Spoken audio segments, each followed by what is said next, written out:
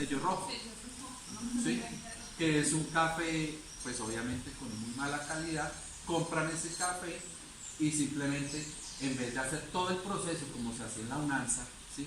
De secarlo, tostarlo, molerlo y tomármelo, prefiero por la pereza ir a venderlo en verde, generar un ingreso y me compro ese producto ya procesado. Entonces, en soberanía alimentaria, ¿qué queremos hacer?